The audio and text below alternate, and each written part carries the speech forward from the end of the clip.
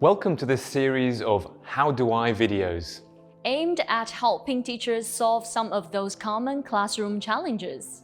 We will be putting forward some practical solutions to help those teachers, using examples from our new primary series, Share It.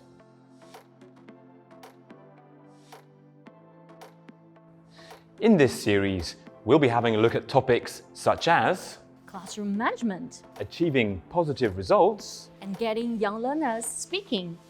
We hope you enjoy these videos. So let's jump into our second topic, achieving positive results.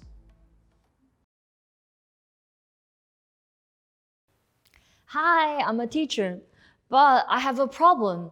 I'm under pressure to show faster results, but I also want my students to have fun. How can I do this? Well, teacher, that's a very good question and a common challenge for many teachers. In this video, we will look at how we can try and achieve this in practical terms. Are you ready? Yes. So we'll firstly look at having fun with can-do statements, lesson by lesson. Secondly, having fun with unit reviews, unit by unit. And thirdly, getting our students to show off to keep those parents happy. Tip number 1, identify and have fun with can-do statements, lesson by lesson. So you can introduce the challenge of a can-do statement you can see here at the start of the class. You can get students motivated by the challenge by making up a little chant. For example, can you do it? Yes, we can. Make the process visible as well. So for example, you could use a football goal, as you could see here. You can then write the can-dos on each of the footballs. Ask students to read these can-dos in pairs. For the higher levels, you could dictate these can-do statements and have the students write them themselves. Return to these goals at the end of the class to check progress. This could be a pair or group challenge. For example, groups could pick a word card and together they have to read that word with the S blend. You could do a random individual check using lollipop sticks, for example here. Or you could assess by using an exit ticket strategy, for example by asking a question here, or a tongue twister, or for example having students read words or sentences. Remember to praise equally. Create a checklist of who you've praised lesson by lesson. Make a note of this and try and praise each student at least once a week.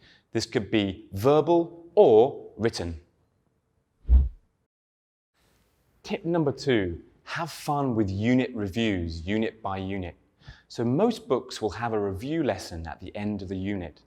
As you can see from the example here, it's an engaging game-style activity. So here you can see a play 4 in a row activity. It's a great way to check the knowledge of the target language. Also, it's a great way to check and show off progress and have fun at the same time. This helps to achieve a very positive classroom and a sense of achievement. Here you can see more examples of unit games to help track the students' progress. So, for example, we have here Race to Win and Round and Round. And these games can also be played at home. They're ready-made and very easy to use. So actually here the students are learning and reviewing without realizing that they are. While the students are playing, the teacher can walk around and facilitate. The teacher can make notes of some of the good and maybe weak areas, and then afterwards can give feedback to the students, both the good things and areas to work on. But remember, with these games, support with the language. Review all the language that's needed. Model the game and the useful language. For example, here you can see some useful language for this game. For example, it's your turn, it's my turn, it's correct, well done, you win. It's a great way to support and develop the students' language, and at the same time create a positive classroom with positive outcomes. Tip number 3, show off the students' learning to keep those parents happy. You can return to all of the can-do statements from a unit and evaluate the students' progress through firstly self-evaluations. So here the students will colour in the stars to show off their progress. This can be done individually or with the teacher as a whole class. This will help students feel a sense of positive achievement. This will also give teachers an idea of which students are doing well or which students are struggling. Students can show these self-evaluations to their parents, and these can be done after those unit reviews. A second way is using unit charts to review the progress. So it's a great way to show progress and have fun at the same time. These chants contain lots of the target language from the unit, and it's a great way to review and recycle. Students can also show off these chants at home with their families. And finally, have a piece of work for students to share at home. In this example, students are signposted to a project, a share at home project. So here they create a food plate. And while eating dinner or breakfast at home, students with their parents can identify different foods and different food groups using their projects.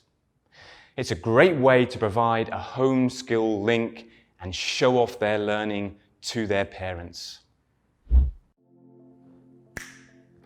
So we looked at 3 key areas to help our teacher show fast results and have fun at the same time.